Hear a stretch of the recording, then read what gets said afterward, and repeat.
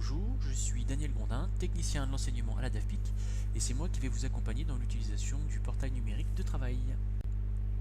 Dans cette première partie, nous allons voir le bouton de la zone appli qui s'appelle donc formation en centre. Formation en centre, c'est un élément central du livret, puisque si aucune formation n'est créée, on ne peut pas y inscrire de stagiaires. Donc évidemment, votre rôle est assez central. Il faut évidemment alimenter le livret pour pouvoir donc inscrire des stagiaires, et donc il faut donc créer des formations. Alors, formation en centre, si je clique donc sur le texte, une fenêtre contextuelle va apparaître et je vais avoir deux choix. Soit je vais pouvoir trouver une formation existante, soit pouvoir la créer si elle n'existe pas. Donc si je clique sur trouver, je tombe ici sur une nouvelle fenêtre et sera listée ici toutes les formations créées. Alors pour que ça aille plus vite, ici on a fait un petit bouton de recherche rapide, et si vous tapez des mots-clés de la formation, c'est un filtre, et donc elle va être listée que les formations voulues. Donc là il n'y en a qu'une seule. Si je clique dessus, je vais pouvoir voir le contenu. Donc ici on a un titre gestionnaire de paie, créé par, on a le niveau de la formation, les blocs de compétences, ainsi que les compétences. Ici 2 blocs de compétences et donc 5 compétences. Alors à ce niveau là on a deux possibilités. Donc soit la formation créée correspond à mes besoins, auquel cas je peux faire un retour en arrière, revenir ici et individualiser les compétences d'un stagiaire, parce que la formation correspond à ce dont j'ai besoin. Maintenant si je refais trouver, la formation proposée, elle est un petit peu obsolète, imaginons qu'elle soit un petit peu obsolète, et il y a des nouveaux éléments qui ont été apportés, un nouveau bloc de compétences, des nouvelles compétences, des modifications dans les compétences, auquel cas, plutôt que de la recréer du début, je vais pouvoir la dupliquer. Alors dupliquer, c'est ça, c'est dupliquer, c'est reprendre la formation telle qu'elle est proposée et pouvoir la modifier. Donc je vais pouvoir rajouter des compétences, des blocs de compétences, je vais pouvoir modifier certains éléments de la formation sans que ça modifie l'original. Donc il y aura une nouvelle formation qui sera recréée, qui sera intitulée avec votre nom de Greta, et ça vous permet donc de ne pas tout recréer. C'est vrai que l'idée est que la base de données de formation, elle est commune à tous les Greta, et donc si le Greta du Maine crée une formation, le Greta de Vendée va pouvoir par exemple la réutiliser. Donc ici, en cliquant sur dupliquer, je vais tomber sur une fenêtre qui va me permettre de voir que si je clique sur bloc de compétences, j'ai bien les blocs de compétences tels que je les avais vus tout à l'heure, et je vais pouvoir modifier, si je le souhaite, des éléments. Je vais pouvoir rajouter des choses, je vais pouvoir rajouter des compétences, je vais pouvoir rajouter des blocs de compétences, etc., etc. Modifier certains éléments. Donc en cliquant sur valider, je vais pouvoir donc recréer une formation à partir d'une formation existante.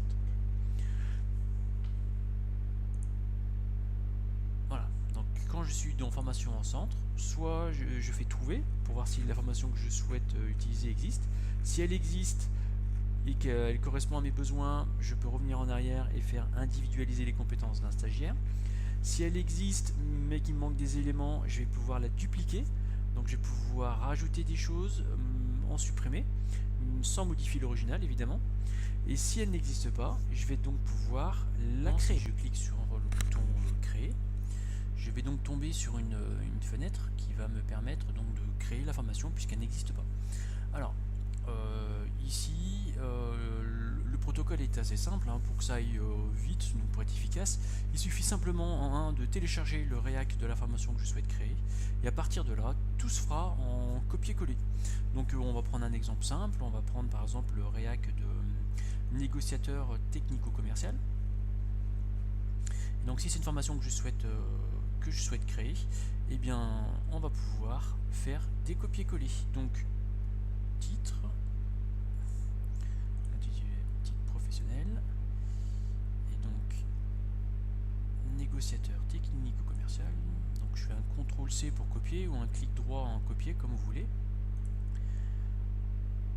Je colle le niveau. C'est un titre de niveau 3. Donc ici je choisis le Greta auquel j'appartiens. Par exemple Greta de l'Anjou. Ici on a nos blocs de compétences. Donc il y a 10 blocs de compétences et il y a 12 compétences par bloc, donc ça fait 120 compétences.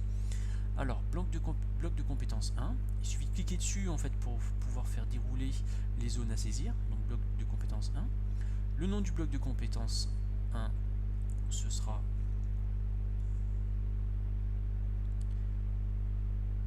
celui-ci, prospecter, présenter et négocier une solution technique. Donc je sélectionne, CTRL C pour copier et je viens coller. Numéro de fiche CP. Alors, numéro de fiche CP, c'est le numéro de fiche que vous retrouvez donc ici. Là, c'est le numéro de fiche CP 1. Je vais pouvoir donc aussi copier la compétence qui est associée, CTRL C. Donc, numéro de fiche CP, ce sera 1. Et la compétence ici, je colle. Alors, ici, durée prévisionnelle. Alors, durée prévisionnelle, c'est pas un champ qui est obligatoire, mais qui l'est presque quand même, puisque avait été fait la demande pour que les CIF soient auto-générés. Et donc c'est le cas aujourd'hui. Le seul truc, il faut que tous ces champs-là, la durée prévisionnelle notamment, soient remplis, parce que c'est un des éléments obligatoires du CIF. Donc je vous invite à vous rapprocher des formateurs référents pour qu'ils vous indiquent une durée prévisionnelle par compétence. Donc par exemple là, moi je vais mettre 36 heures. Ici, on a la description de la compétence, le contexte, critères et différents savoirs. Alors ce sont des champs aussi qui ne sont pas obligatoires, mais je vous invite très vivement à les remplir, puisque le stagiaire, quand il va se connecter sur son livret et qu'il voudra voir le détail de la compétence, ce détail-là, en fait, il sera alimenté par ce que vous allez mettre dans ces champs-là. Donc évidemment, si on remplit rien, lui, quand il voudra voir le détail de la compétence, il n'y aura rien. Donc ça peut lui paraître un peu bizarre. Donc cette description, etc., c'est ce que vous retrouvez, hein, évidemment, mais ça vous le savez déjà, à la fin du réac, vous avez...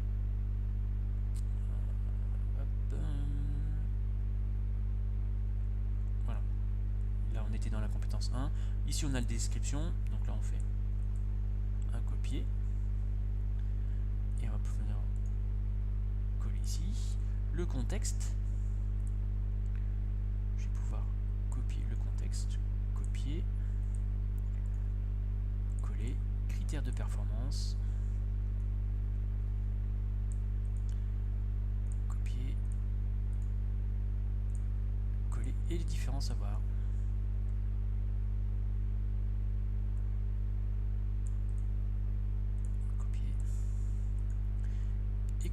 Et donc je vais pouvoir faire ça pour la fiche numéro 2. Voilà, donc ça serait 2. Je mettrai la durée prévisionnelle, le nom de la compétence, la description, voilà, le contexte professionnel, etc., etc. Et donc ça, pour toutes les compétences et pour chaque bloc de compétences, vous allez pouvoir faire la même chose. Donc une fois que vous avez rempli toute la formation, vous allez pouvoir